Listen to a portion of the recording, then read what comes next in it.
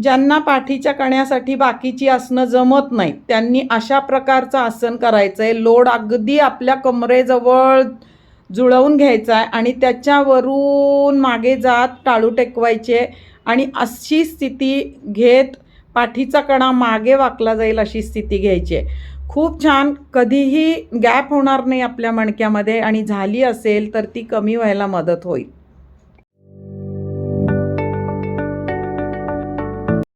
दुसरा प्रकार असा करायचा आहे, लोड उभा ठेवायचा आहे, त्याच्यावर बसायचं आहे आणि मागच्या बाजूला वाकत असं डोकं टेकवायचं आहे. संथ श्वसन चालू ठेवायचं आहे.